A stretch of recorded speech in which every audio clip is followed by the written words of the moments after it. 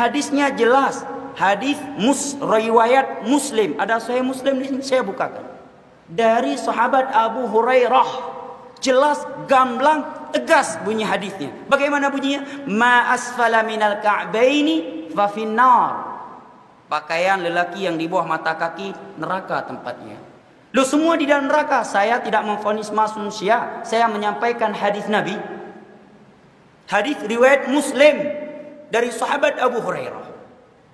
Bahkan dalam hadis Abdullah bin Umar dalam Sahih Bukhari dan Muslim, Nabi menyebutkan thalathatun la yukallimuhullah yaumal qiyamah wa la yuzakkihim wa la yanzuru ilaihim wa lahum adzabun alim. 3 manusia di hari kiamat tidak diajak bicara oleh Allah, tidak dilihat, tidak disucikan, dan bagi azab yang pedih. Nabi sebutkan dari 3 golongan: al-musbil, yang isbal pakaiannya dari laki-laki. Nabi nggak merinci, kalau nggak sombong nggak apa-apa, umum bunyinya, ya kan?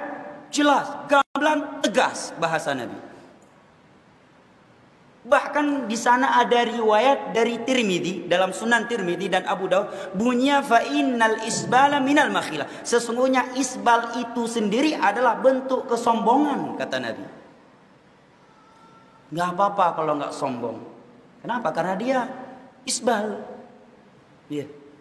Akhirnya cari-cari dalil, dapat hadis Abu Bakar bahwa Nabi menyatakan ketika Abu Bakar, ya Rasulullah, ya sarungku isbal. Nabi menyatakan, kamu bukan orang yang termasuk orang yang sombong. Masya Allah.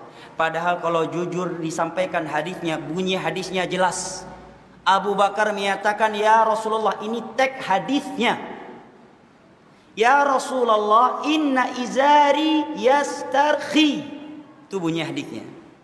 Wahai Rasulullah, sarungku melorot. Apa arti melorot? Berarti apa?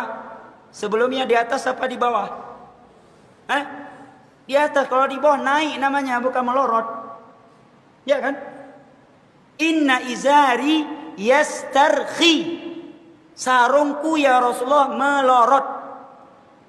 Kemudian Nabi menyatakan, kamu bukan termasuk orang yang sombong. Apa yang kita pahami berarti dari hadis itu? Kalau kita ikhlas mencari kebenaran ketika mendengar hadis ini, bukan ingin ikut, kita paksa hadis ikut hawa nafsu kita. Kalau jujur, semua orang bisa berkata bahwa Abu Bakar sarungnya isbal karena melorot, menunjukkan tidak sengaja, ya kan? Kedua, Nabi telah merekomendasi, menyatakan bahwa Abu Bakar tidak sombong dunia akhirat. Lah kita, siapa yang merekomendasi kita nggak sombong, saya dan Anda?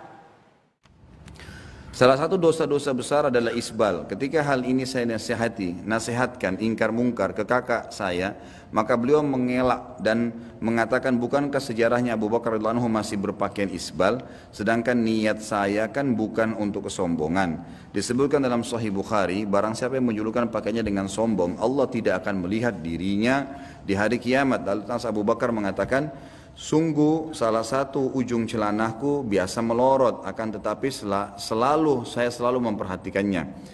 Maka kata Nabi SAW, engkau bukan melakukannya karena sombong. Komentar Nabi SAW, hadis Bukhari nomor 3655. Bagaimana jika ada yang berdalil dengan perbuatan Abu Bakar di atas bahwasanya ia menjulurkan celananya karena sombong? Jadi saya memperbaiki dulu riwayat ini ya. Riwayatnya bukan begini bunyinya. Riwayat itu, jadi dalam masalah isbal, kalau penanya bisa kembali ke YouTube, ada ceramah saya khusus dosa besar, tapi saya lupa ke 40 sekian gitu ya, 47 itu masalah isbal.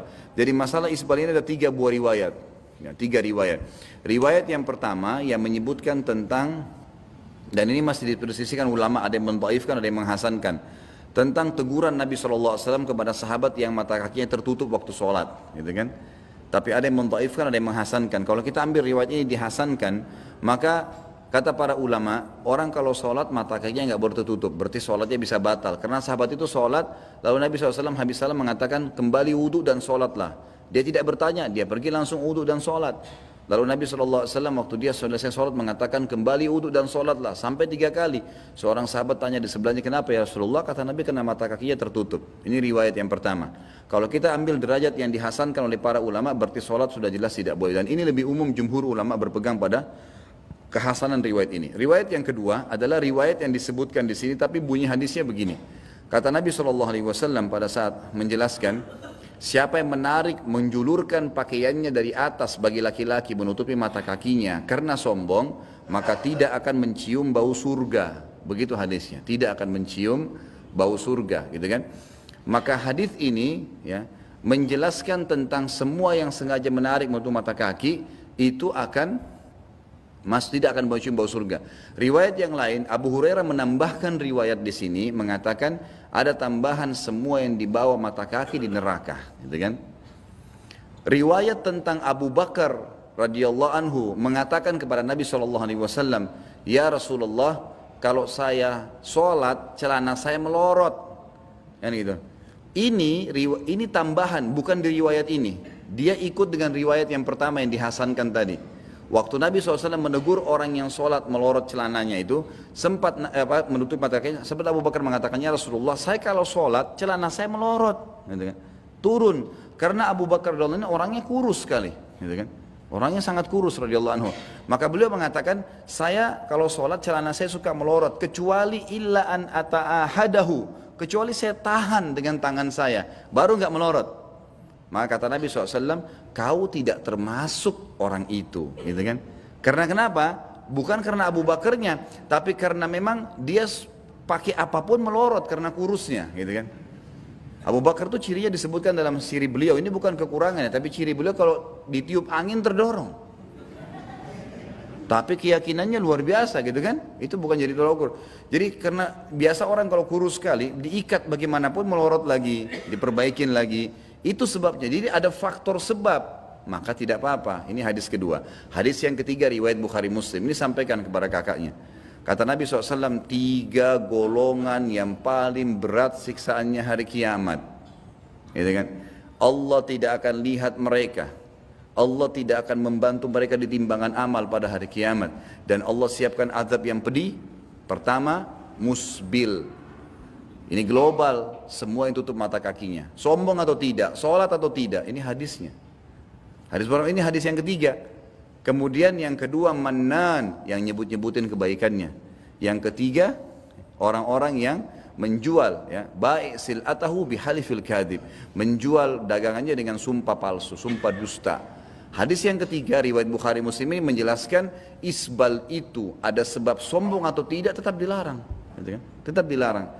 Dan saya sudah pernah jelaskan, di dalam ceramah itu saya jelaskan, ada apa sebenarnya dengan isbal? Kenapa isbal ini dipermasalahkan? Coba ikhwan. Kenapa sih kalau celana itu dinaikkan sedikit di mata kaki? Ada orang bilang jelek, ya, jingkrang lah, apalah, ketinggalan lah, kolot lah dan seterusnya. Itu karena naik sedikit ya, ini mata kaki sedikit naik. Yang anehnya, gitu kan, ada orang-orang lebih tinggi dianggap modern, celana puntung tuh. Lebih tinggi bukan? Lebih tinggi. Kok itu nggak dipermasalahkan tuh? Ini cuma naik sedikit masalah. Lebih tinggi kok jadi modern. Dari mana nih? Ada yang lebih hebat di atas lagi. Setengah paha kelihatan. Ini nggak dimasalahkan, dianggap hebat. Bagaimana nih? Ini persepsinya dari mana nih? Pemahamannya dari mana? Jadi yang menganggap itu buruk atau tidak, itu sebenarnya persepsi dia sendiri. Karena memang kita sendiri tanamkan itu. Kenapa orang kalau pakai jas percaya diri, persepsi dia ini keren. Kenapa ada perempuan kalau acara pengantin semua kekurangan kain, bolong depan, bolong belakang. Tapi tetap jalan percaya diri. Karena persepsi dia ini keren. Mestinya akhwat kita yang pakai jilbab dan cadar, ikhwat kita juga yang sudah multazim pakai baju koko, mestinya terapkan tuh percaya dirinya.